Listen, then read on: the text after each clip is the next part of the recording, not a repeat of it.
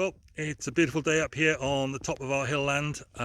We're just up here having a look around, seeing what damage has been from the winter, and I see there's been a big old tree come down behind us here, which it's a bit of a shame, but that's the way it is. And it's come down across a fence back there. I don't know if you noticed, but there's damage to the fence line, which means that we'll have to mend that so that our animals stay in and the other animals stay out before we can actually return livestock to the land up here.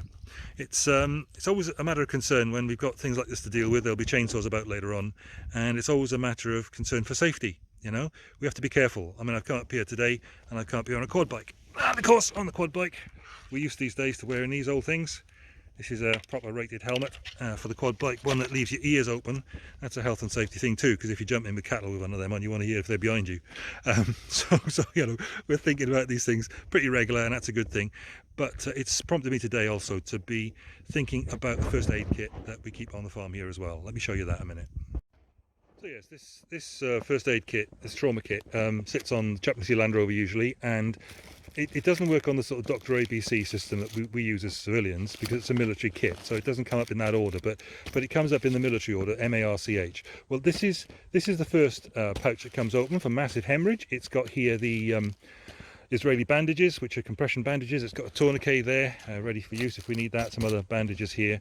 It's got a pair of shears in here, not a great pair actually.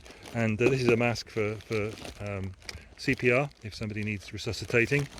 And then we go on into the system, and you're supposed to throw this open here. And there's this bit here. You see all these bits of loops here. Well, there should be airways in here.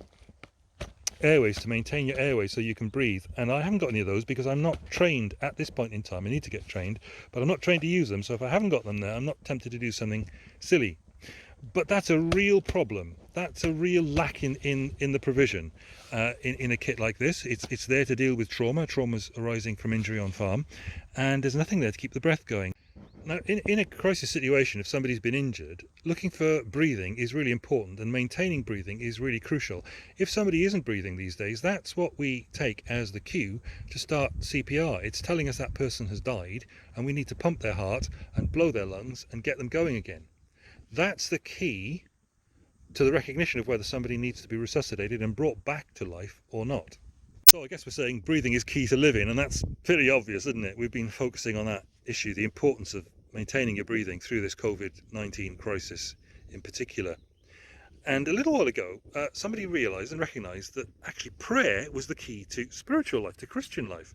And they wrote a book about it. It was called Prayer, the Christian's Vital Breath. Scandinavian guy called L.A.T. Van Duren. Really quite an interesting little book, quite old now. I haven't seen it around for a long time. But there's the issue, keeping your spiritual breath going, your praying going, and there can be times of crisis when it's just so busy and it's just painful and we neglect. Now there's a very important tip, 3 tips in fact, all in one, from the Apostle Paul for people who are going through it a lot in 1 Thessalonians 5 verse 17.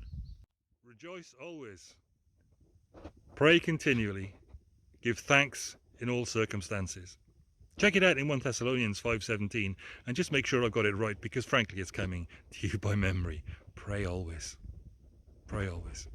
Now that's important for Christian life. Just as breathing, maintaining an airway is important, detecting signs of life, breathing is really important, crucial to all of that.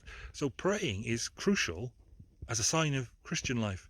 And we need to maintain our Christian life. We need to maintain our airway, if you like, to God and back, because he's the one who strengthens us in all our difficulties from the inside out. Prayer, the Christian's vital breath. Prayer, crucial for human life. Prayer, the way that we tap into the resources of God for the challenges and the difficulties of the situation we've got. When you're going to have a look at 1 Thessalonians 5:17, if you can't find it in the Bible, have a look in the front. There's a sort of a key to where everything is. 1 Thessalonians 5 verse 17. Pray always. The Christian's vital breath. And however busy and however stressful, however difficult it becomes, you can always be there in the background chatting away to God. We get in this mentality of having to say prayers. What's that about? I don't say speeches to my wife or my kids, I just talk. And that's what we're being encouraged to do. That's what the Thessalonians were being encouraged to do in 1 Thessalonians 5. And that's a crucial part of the tips that the Apostle Paul, a man who knew a lot about going through difficulties and sufferings, the tips that he gave to those people in Thessalonica who were going through it themselves. Prayer, the Christian's vital breath. Pray always. God bless you.